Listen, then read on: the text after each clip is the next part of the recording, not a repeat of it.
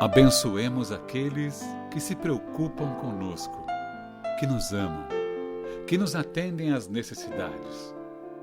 Valorizemos o amigo que nos socorre, que se interessa por nós, que nos escreve, que nos telefona, para saber como estamos indo. A amizade é uma dádiva de Deus, presente no coração daqueles que cruzam o nosso caminho. Mais tarde, haveremos de sentir falta daqueles que não nos deixam experimentar a dor da solidão. Que possamos consolar uns aos outros em todos os dias da nossa vida. Chico Xavier.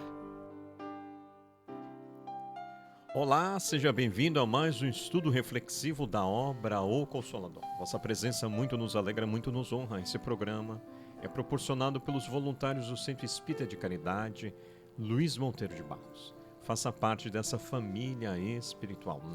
Não se esqueça, o estudo virtual não anula o estudo presencial.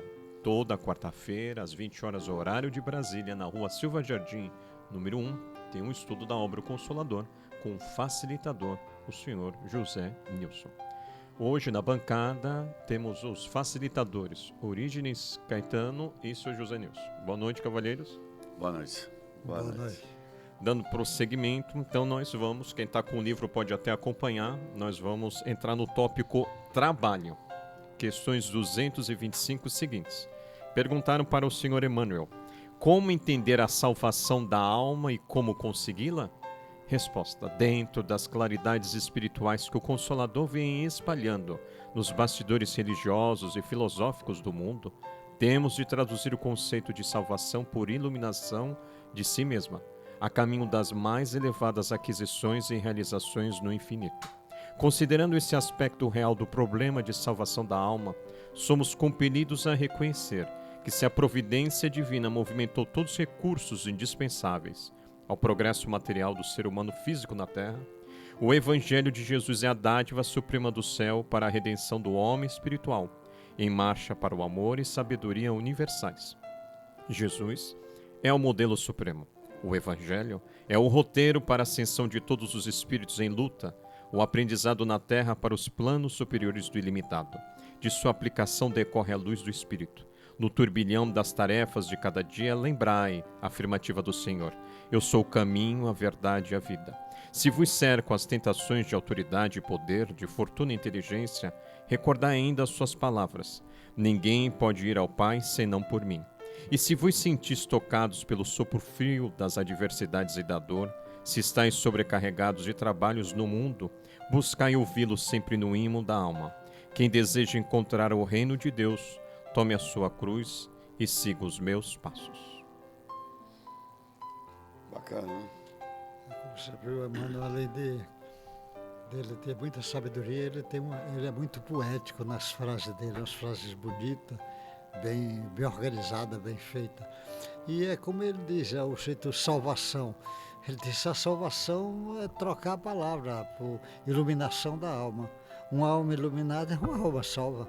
Uma alma que não está iluminada, que está ainda sentindo prazer na maldade, é uma alma que está presa, está calcificada nela mesma. Então ela precisa se expandir. E essa expansão é como ele diz, o roteiro seguro é o Evangelho de Jesus. Ele está dando as informações que realmente nós precisamos de uma forma bela e bonita. É bacana porque ele fala assim, você precisa se conhecer, né? Voltar para dentro de si, se conhecer. Mas como é que você faz isso, né? Aí ele dá assim, olha, dá um referencial. Teve lá Jesus, que veio trazer a forma como você pode fazer essa mudança, essa transformação. Que é através de atitudes. Você vai ter que ter atitudes para poder sair desse quadro. Quando ele fala a proposta de não faça ao outro o que você não gostaria que o outro te fizesse, ele está recomendando a você deixar de fazer algo que você não gostaria que fizesse para você. Parece bobo isso, né? Parece bobo. Mas na realidade é quando você começa a se valorizar, porque até então você não consegue se valorizar como pessoa. E você projeta no outro essa sua frustração como pessoa, por não se conhecer. Então é necessário se conhecer. E para você se conhecer, você precisa se valorizar, você precisa se instrumentalizar com conhecimento, com sentimentos nobres. Você precisa ganhar nesses recursos aí. E é só a vivência com o outro é que você vai conseguir conquistar isso. Porque você vai passar a se conhecer melhor. Então, a referência, o referencial que é Jesus, é o modelo comportamental. Então, olha, você não tem condições de julgar ninguém. Ele fala, tire a primeira pedra quem tiver sem erro, sem pecado. Então, nós não temos condições. Se já naquela época a recomendação foi essa, e a gente jogou as pedras no chão, que a gente já sabia o que é certo e o que é errado, mas a gente não conseguia ainda fazer. Então é necessário essa autoiluminação através desse esforço. Agora, você seguir Jesus não é o homem Jesus, mas é o comportamento que eles nos ensinam.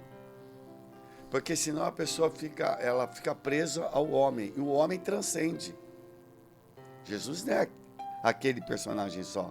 Ele é muito mais que aquilo. Ele se apresentou uma facetinha dele, que a gente não estava preparado para enxergá-lo na sua plenitude. A gente só consegue pegar um pouquinho dele. Então, assim, por isso que ele fala assim, a recomendação é essa, olha, vê de Jesus. Quer dizer, o comportamento, a conduta dele, os seus ensinamentos, que isso vai te fazer você se reconhecer como um filho de Deus. E a partir daí a gente tem essa condição, né? Eu estava comentando com o D'Alessandro, eu vou me estender um pouquinho, ontem dos talentos, né? Que eu nunca pensei dessa forma.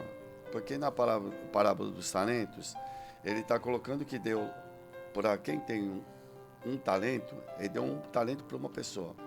Deu os 2 talentos para outra pessoa e 5 para outra.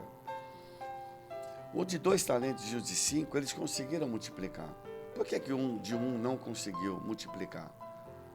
Qual é a dificuldade desse um? Aí eu, refletindo na hora, eu acredito assim, que esse um somos nós aqui ainda. Nós temos as nossas dificuldades, as nossas limitações. Não nos reconhecemos como filhos de Deus. Não nos reconhecemos. A partir do momento que você se reconhece, você consegue quebrar.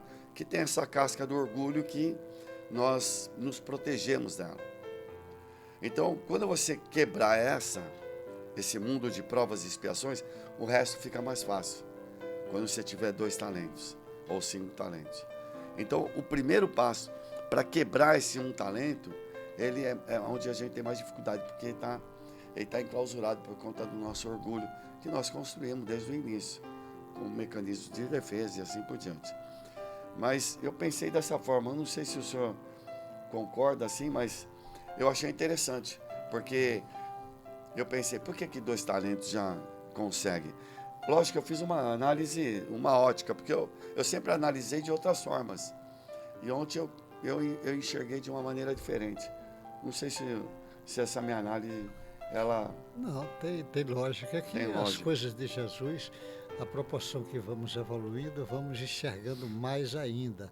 Até mesmo nessas coisas de talento, devemos enxergar mais coisas do que o que se mostra. Mas, pela lógica, quem só tem um talento, ainda tem pouco treino nos talentos que Jesus permite, as virtudes divinas. Então, esse é mais fácil de se perder, porque ainda não tem a prática.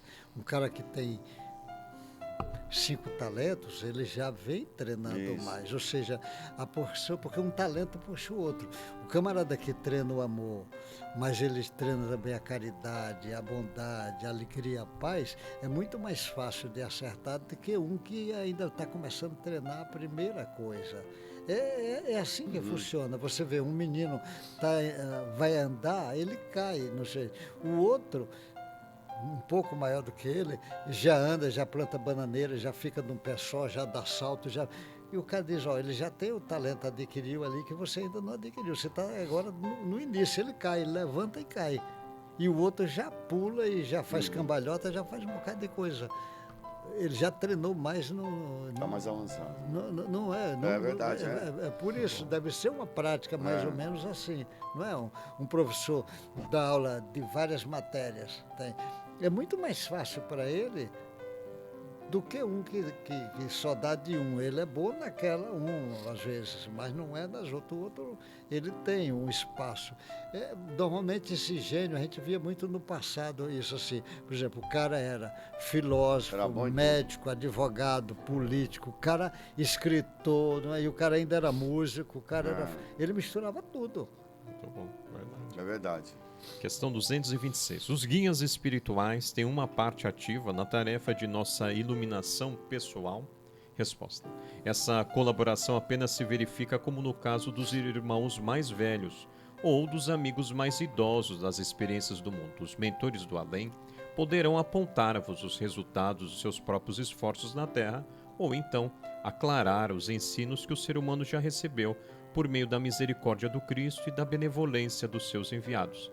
Mas em hipótese alguma poderão afastar a alma encarnada do trabalho que lhe compete na curta permanência das lições do mundo. Que dizer de um professor que decifrasse os problemas comuns para os estudantes?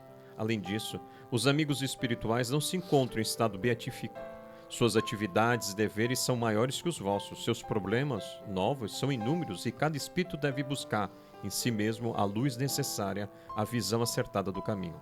Trabalhai sempre. Essa é a lei para vós outros e para nós que já nos afastamos do âmbito limitado do círculo carnal. Esforcemo-nos constantemente. A palavra do guia é agradável e amiga, mas o trabalho de iluminação pertence a cada um. Na solução dos nossos problemas, nunca esperemos pelos outros, porque de pensamento voltado para a fonte de sabedoria e misericórdia, que é Deus, não nos faltará em tempo algum a divina inspiração de sua bondade infinita. O engraçado é que, assim, você pegar, estamos aqui, somos espíritas, né? A gente pode dar exemplos de espíritas, né? Todos esses espíritas que tiveram uma projeção, eles nunca foi falado para eles que eles iriam ter um mundo de facilidades, né? A gente contemporâneo aqui, o Divaldo Franco, o Chico Xavier e o próprio Allan Kardec, né? Porque no seu discurso lá que o Canuto de Abreu fala, ele vai fazer um agradecimento e vai falar um pouco da história e vai falar das dificuldades. Mas ele ia falar muito das bênçãos, das alegrias que ele teve. Porque às vezes as pessoas recomendam, olha, você vai trilhar o mundo, né, mundo de provas e expiações, não é fácil, sabe das dificuldades. Mas também tem as alegrias, porque são as vitórias, as suas conquistas pessoais, né? Então, nunca foi nos prometido que a gente ia ter um silêncio interior parecido com paz, assim, né? Porque Jesus falou assim, olha, eu vou aliviar a dor de vocês, vai aliviar, mas vocês vão sentir dor, porque nesse processo ainda é necessária a dor, né? Não tem outro jeito. Você vê, se o próprio Jesus ele viveu a dor, o ensinamento, você vê os discípulos de Jesus, seguidores do Cristo à risca, a maioria deles morreram crucificados, degolados, espada, lança. Você vê, o único que morreu velhinho foi o João. O resto tudo teve morte. E eram dedicados aos trabalhadores do Cristo. Você olha um Pedro lá sendo crucificado, e o Pedro ainda pede, ainda na hora da crucificação, já que eu vou ser crucificado igual o mestre, então eu gostaria de ser crucificado de cabeça para baixo, que eu não tenho merecimento de ser crucificado igual o mestre. Olha que coisa, ainda pediu para ficar de cabeça para baixo. Piorou a situação. Mas você vê a força de um homem desse, que ninguém teve moleza. Qual foi a moleza que o Chico Xavier teve? Coitadinho, tinha dificuldade em todos os sentidos, de dinheiro, de saúde, de família, de tudo. A dificuldade dele era imensa. O sujeito pensa, quando o Chico foi lá construir a casinha dele, era casa em rua asfaltada. Não, era lama mesmo, aquela coisa. Não é assim, não tem tudo simples. Pensa, o Divaldo morava numa casa, que a casa cheia de irmãos, ele voltava de noite da escola, que ele estudava, terminava lá o curso colegial dele, o normal, magistério noturno. Ele chegava, tinha que fazer as lições, porque no outro dia ia trabalhar. Ele não podia acender em casa nada, nem um candeeiro. Ele ficava no poste, debaixo do poste, estudando até meia-noite. Debaixo do poste, estudando. Então, mas esse menino que estudava debaixo do poste até meia-noite, escreveu um bocado de livros que hoje ajuda muitas pessoas. Falou nas melhores universidades do mundo, na ONU, públicos de todo tipo, inclusive muitos intelectuais escutam o discurso dele com respeito e com admiração. É assim que funciona. Esses dias ele estava lembrando essa fase e fala como é que pode um menino, né, 13º filho lá, sair de Feira de Santana, conseguir realizar tudo isso. Aí falou um pouco que ele não imaginava isso, né? Então, nós temos um potencial imenso que está adormecido. A gente admira muito nos outros. Quando é que eu vou fazer esse meu potencial crescer, né? Então, está dentro de nós essa chama ardente aí do Cristo, o divino, né? Essa autoiluminação é nossa, né? Depende da gente. Cada um dentro das suas possibilidades aí vai buscar isso. Mas saiba que está nas suas mãos, tanto a felicidade quanto a infelicidade, quanto a doença, quanto a saúde, está nas suas mãos. Né? Agora também como você passa por essas situações, saúde e doença, vai depender do seu temperamento. Se é revoltoso ou se é compreensivo, né? Isso tem uma diferença significativa, né? O Chico Xavier, totalmente compreensivo, né? Por isso que ele viveu tanto e pôde ser um exemplo durante tanto tempo. Porque ele já tinha méritos para isso, né? Para as pessoas se espelharem nele. Porque sabia passar bem por essas dificuldades, né? E esse povo sabe passar dificuldade aqui e quando chega no mundo espiritual também. Eles continuam sendo exemplos. Então, por isso que o esforço. Mas essa frase que você falou, da pessoa acreditar nele, eu sempre gosto de relembrar essa frase de Jesus, que é para todos que estão escutando. Ele dizendo, o que eu faço, qualquer um pode fazer e muito mais. Olha o que ele está dizendo, o potencial de cada um de nós. Ó. O que eu faço, qualquer um pode fazer e muito mais. Ele está dizendo que seu potencial é infinito. É infinito. Então, mas aí eu vejo, a gente está nesse primeiro talento, né, Zé? Porque ontem me chamou muito a atenção essa parábola do talento, né? De você desenvolver o conhecimento, a experiência. Então, assim, para nós é uma expectativa muito boa, porque você sabe que daqui a pouco você vai conseguir fazer muito mais. Se você perseverar, tem que perseverar, né? Não pode desanimar. Não pode ter medo, né? Você vê, não é à toa que o André Luiz, no livro Nosso Lar, ele fala que ele estava matriculado na escola contra o medo, né? Que é o Tobias, aliás. Isso, o medo. Você vê que quem enterra o talento às vezes tem medo de sofrer, medo do trabalho, né? Medo da dor, né?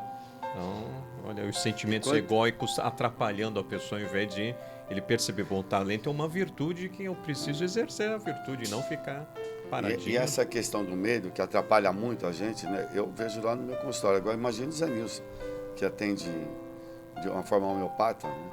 E que tem um capítulo aí do medo enorme, e que você vai identificar tanta coisa, para ver a complexidade do ser humano. Eu não sei se nós nos complexamos tanto, né? Mas coisas simples a gente torna tão complexa. E às vezes ele fica com medo, não é como você pega. Mas você pode botar em todo caso. Você pega, por exemplo, um jogador de bola. Às vezes ele é bom, mas ele fica com medo de querer dar o drible no cara, perder a bola, ou a torcida vaiar. Ele fica aquele outro que parte para cima e consegue, porque ele fica. Hoje os jogadores têm medo de driblar os outros. Eu tenho visto eles morrem de medo. É verdade. O Garrincha não tinha medo, não. Ele partia para cima E aí você tem convicção, né? Sim. Você tem convicção, rapaz. Parece assim que a pessoa tem até uma soberba, né? Porque eu sou bom e vou para cima. Não sei se essa palavra encaixa, mas o cara tem que ter alguma coisa que ele acredita nele. Eu não sei, a palavra soberba não pega bem. Mas ele tem que ter uma autoestima, vamos dizer assim, né? Uma autoestima grande para poder falar assim, não, eu tenho condições, eu vou superar, né? Questão 227. Deus concede o favor a que chamamos graça? Resposta. São tão grandes as expressões da misericórdia divina que nos cercam o espírito em qualquer plano da vida, que basta um olhar à natureza física ou invisível para sentirmos em torno de nós uma aluvião de graças. O favor divino, porém, como o homem pretende receber no seu antropomorfismo, não se observa no caminho da vida, pois Deus não pode assemelhar-se a um monarca humano cheio de preferências pessoais ou subornado por motivos de ordem inferior. A alma aqui, ou alhures, receberá sempre de acordo com o trabalho da edificação de si mesma, e é o próprio espírito que inventa o seu inferno ou cria as belezas do seu céu, e tal seja o seu procedimento, acelerando o processo de evolução pelo esforço próprio, poderá Deus dispensar na lei em seu favor, pois a lei é uma só, e Deus o seu juiz supremo e eterno. Os nossos irmãos, no apauso, os nossos irmãos evangélicos às vezes interpretam de maneira equivocada a graça por uma influência teológica, às vezes de Calvino, né? Então você vê Emmanuel aqui com a sua já sabedoria, está mostrando a graça é algo muito mais abrangente, né, do que às vezes chegou até nós. E é interessante porque a primeira resposta que os Espíritos dão é a inteligência suprema do universo. Porque, para mim, ali a inteligência, ela está embutida. Porque você usar bem a inteligência, porque o intelecto, né? Ele está embutido o amor. Porque ele tá dando uma direção à inteligência. Então, poderia falar Deus é amor. Mas eles falam Deus é a inteligência suprema do universo. Porque a gente não tem nem condições de conceber Deus assim, só pelos efeitos. Mas eles colocam a inteligência. Então, a inteligência, para mim, ela está muito atrelada ao amor, aos sentimentos, para você dar boa condução a ela. Quando você não dá boa condução à inteligência, ela não é inteligência, porque ela tem que estar intimamente ligada com esses sentimentos de amorosidade, de benevolência, né? Então, não usar bem a inteligência não é ser inteligente. Porque os espíritos poderiam falar Deus é amor, Deus é luz, mas Deus é a inteligência suprema do universo. Quer dizer, para construir, vamos falar assim, o universo, ou uma célula, ou qualquer coisa que seja aí do divino, precisa ter uma capacidade extraordinária, né? Vamos falar assim. Relativamente, a gente não tem como conceber isso, né? Mais próximo da gente, assim, quem está muito distante, seria Jesus, que é quem administra ou cria esse sistema. Para a gente entender, assim, tentar entender. Então, a inteligência está intrinsecamente ligada a esse bom sentimento que é o amor. E essa graça é o esforço, né? O esforço de cada um. A pessoa vai se esforçando, ele faz, por exemplo, o trabalho do Chico Xavier. É um trabalho do esforço muito continuado, não é um trabalho pequeno. Não é? O cara olha e diz assim, o Divaldo rodou esse mundo todo, mas isso custou um esforço muito grande para ele, preparar as palestras, fazer, ajeitar, é um esforço muito grande. Mas você olha um grande cientista, um grande pesquisador, é muito esforço para ele chegar, às vezes, àquela conclusão de uma coisa aparentemente simples, mas às vezes ele fez milhares e milhares de experiências falhando e vai repetindo, vai fazendo. Um grande filósofo, ele apresenta um trabalho, aquilo teve muitas reflexões, então a graça está muito em cima desse esforço. Agora, se o cara faz o esforço na direção do bem, porque a maioria do homem, o esforço dele não é na direção espiritual, ele tem muito esforço na direção material. ele se esforça muito para ficar rico materialmente, ele se esforça muito para, às vezes, adquirir prestígio materialmente, quer ser político, coisa assim. Ele às vezes faz esforço. E agora você vê uns artistas fazendo esforço para ficar conhecido só, mas às vezes até música de péssima qualidade. Não tem conteúdo. De conteúdo, às vezes, até um prejudicial. Ele não entende que aquele esforço dele passa a ser prejudicial para ele. Porque o esforço e o espírito, a inteligência é um atributo do espírito, mas é que ela é atributo. Agora, como é que você vai usar esse atributo?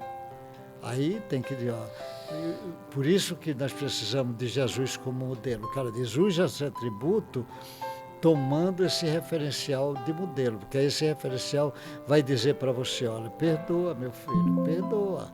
Ele vai convidando isso. Eu lembro do camarada lá contando que o André contando, que o cara matou um bocado de gente. Na Revolução ele mandou, matou gente demais. O cara disse, ficou 200 anos sofrendo, ficou só nas trevas lá, ficou 100 anos, os caras...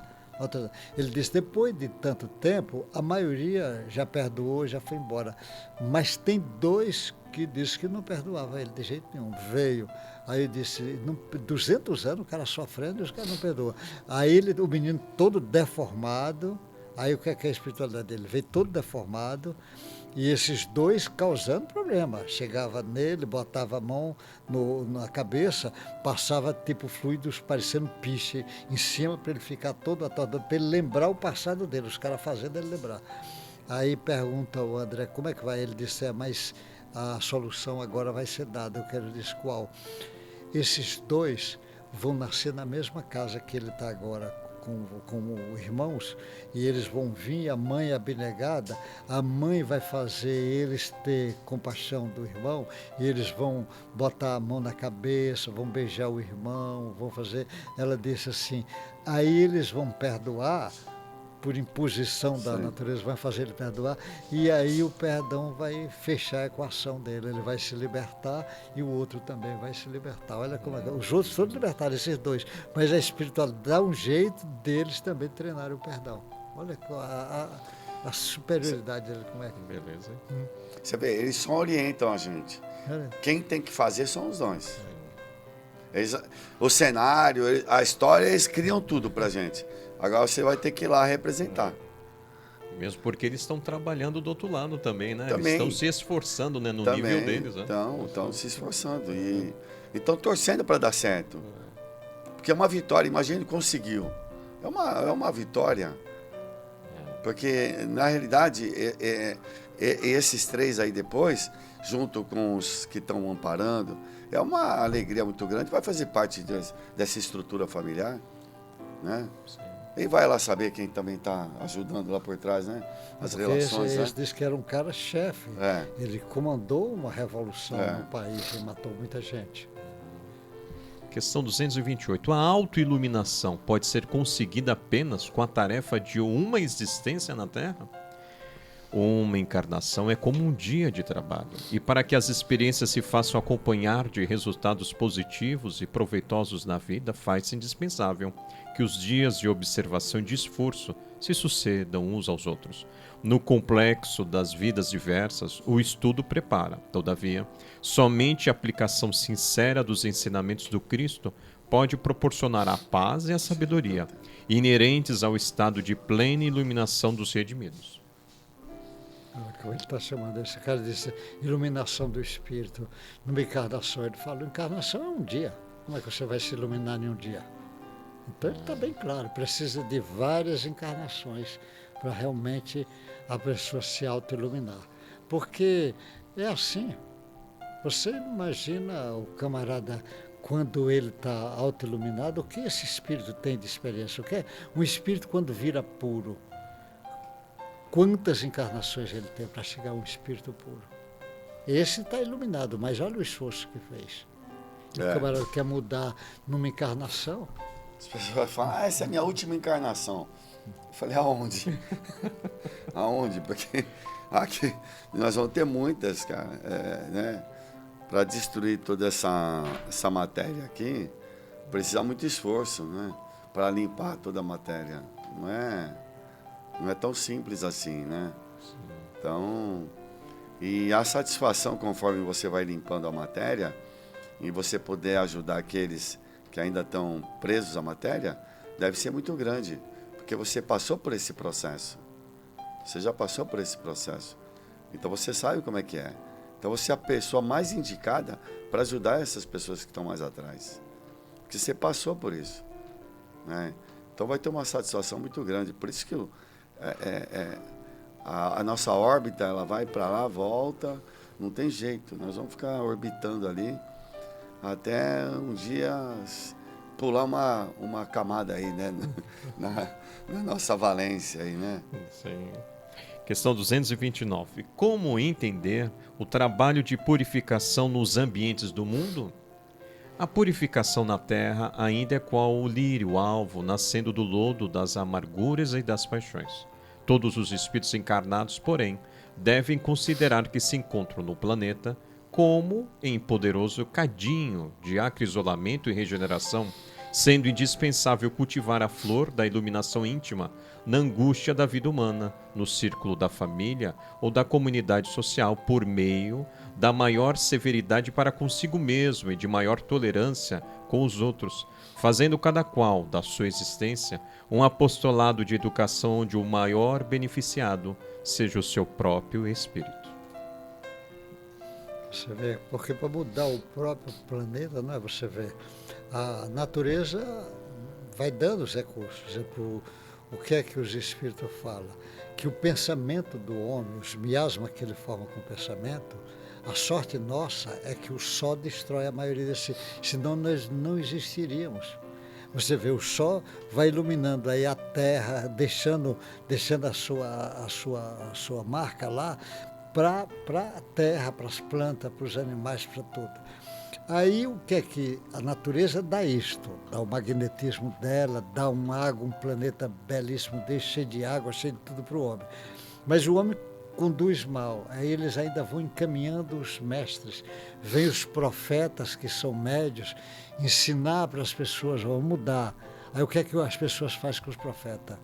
Mata os profetas. Vem Jesus, o maior mestre de todo, ensinar, e o que é que a sociedade faz? Crucifica ele. Aí manda um filósofo tipo Sócrates, dá veneno para ele. Manda, você olha como manda um político no nível de um Gandhi, os caras matam ele. Mata um religioso como o pastor Martin Luther King, nego mata. Vão massacrando, vem um cientista dizendo determinadas coisas, o sujeito condena eles. Tem artistas que vêm aqui, dificuldade de sobreviver, trazendo uma arte boa. Então a sociedade, ela para melhorar, ela precisa começar a mudar o seu jeito. E para mudar esse jeito, olha o trabalho, porque quantos anos estão encaminhando gente boa para nos ensinar e ainda são poucas pessoas que se interessaram por essa mudança. A grande maioria está ainda sempre, mas vai acontecer isso, porque já foi pior lá atrás. Quando Jesus chegou, já é um divisor de área muito grande. E o pensamento de Jesus, vagarosamente, vai influenciar todas as áreas humanas, todas, sem exceções. Aí a humanidade vai melhorar, o sol não vai precisar estar matando tanto miasma, porque o homem vai começar a aprender a pensar melhor, porque sempre é melhor para ele mesmo. Vai valorizar as coisas materiais, mas dentro do valor que aquilo pode ter. Ele não vai ser escravo como ele é, do dinheiro, do poder. E aí, então, a gente tem muita esperança. Vem essas doutrinas do Espiritismo. Olha que esperança o Espiritismo chega, que nem os Espíritos ainda perceberam a revolução que o Espiritismo vem para fazer na sociedade. É assim, não é? Acho que foi a última pergunta, né? Então fica para a próxima 15 dias, né? De 15 em 15 dias. Você já pode consultar o seu livro. Pergunta 230 será: como iniciar o trabalho de iluminação na própria alma? Ou é o como? Uma coisa é o que? Ele vai ensinar Emmanuel como. Então nós agradecemos facilitadores, Caetano de Santos, José Nilson e você que teve a oportunidade de registrar não só a sua boa noite, mas fez observações em torno do programa, desejando bons pensamentos a todos nós e ao benfeitor Emmanuel. Então agradecemos a vossa presença e com a permissão divina, daqui a 15 dias nos vemos. Nossa gratidão.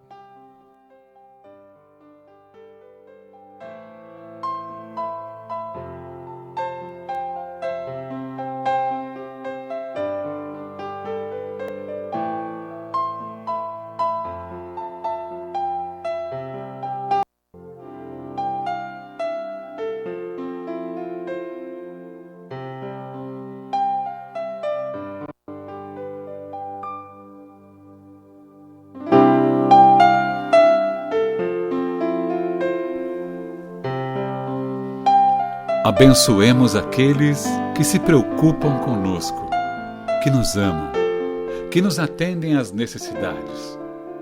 Valorizemos o amigo que nos socorre, que se interessa por nós, que nos escreve, que nos telefona, para saber como estamos indo. A amizade é uma dádiva de Deus, presente no coração daqueles que cruzam o nosso caminho. Mais tarde, haveremos de sentir falta daqueles que não nos deixam experimentar a dor da solidão.